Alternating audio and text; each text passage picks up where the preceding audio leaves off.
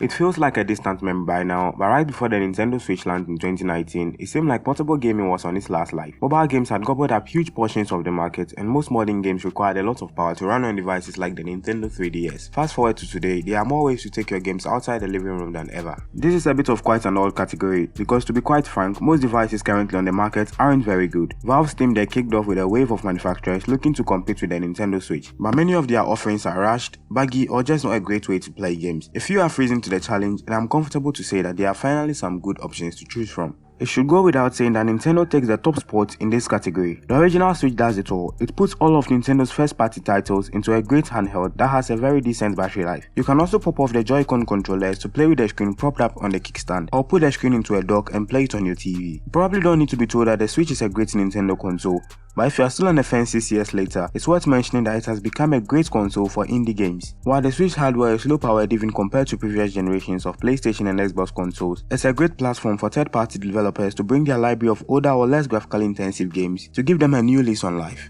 The original Switch was fantastic, but it had a couple of minor flaws. The screen isn't the best quality, and its flimsy kickstand isn't super sturdy and can break easily. Fortunately, both of these were fixed with the Switch OLED. This comes with a bigger 7-inch screen plus a reliable kickstand that spans the entire weight of the console. It also has 64GB of built-in storage instead of the 32 that comes on the original. You probably don't need this upgrade if you already have a Switch, but if you're looking to get one for the first time, this model is only $50 more and you get lots of extra features.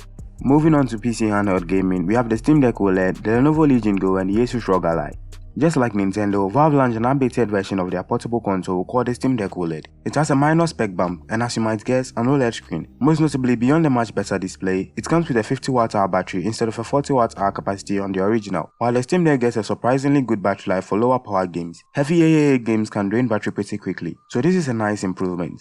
The OLED model also supports Wi-Fi 6E, which means it's both more future-proof and helpful for downloading all those huge games. Right now, the only Steam Deck versions that come with an OLED screen start at around $100 to $150 more than those without. Depending on the model you are comparing to, it's a mildly pricey upgrade, but if you can spare the cash, it's worth it. A lot of manufacturers have tried to build a Steam Deck competitor that runs Windows, but the main flaw is, well, they run Windows. This means that you'll get extra bloatware that you don't need and a battery that drains faster than it would be on a purpose-built gaming device. And also a ton of user interface junk that makes it a nightmare to navigate to your games.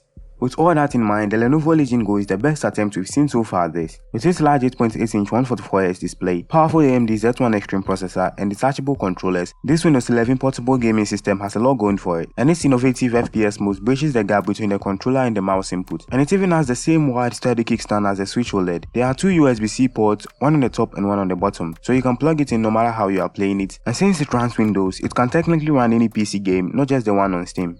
The Asus ROG Ally might not be the Steam Deck killer we expected, but it's one of the more better Windows handhelds on the market. This 7-inch handheld boasts a 120Hz display and a powerful Zen 4 based AMD APU, tossing official support from Xbox and the ability to play any Windows compatible game, and the ROG Ally should theoretically decimate Valve's portable gaming device. However, better specs on paper don't always make up for a better gaming experience. The 1080p delivers sharp visuals with a smooth frame rate. Games can also run at 60 FPS and above thanks to the new Ryzen Z1 Extreme processor. On top of that, the handheld's ergonomic design makes it a pleasure to hold, not even to mention it being comfortable to use for a long period of time. There's a lot to like about the ROG Ally, but despite its virtues, the ROG Ally isn't the Steam Deck killer. Yes, it has a sharper display and a faster processor, but the gains from this are arguably negligible, especially when you have to run games at 720p to get better performance. Worst of all is the lack of a dedicated user interface like the SteamOS. The Asus Armory Crate app does a decent job enough to gather all your games in one spot, but it's nowhere near as intuitive or as functional as Valve's operating system.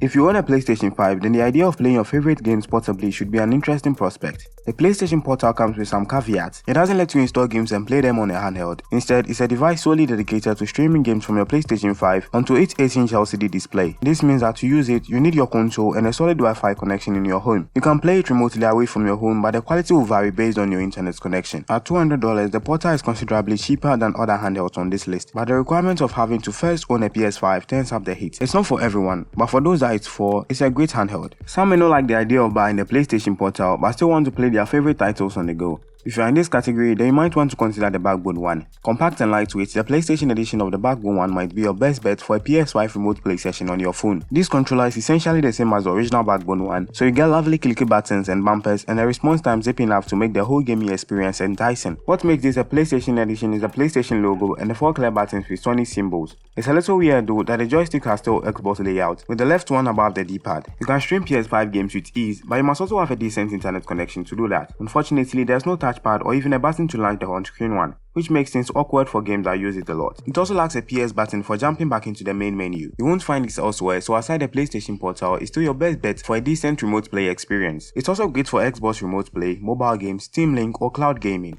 Thanks for watching this video, and if you stayed to this far, then a sub to the channel would be amazing. After all, it's free.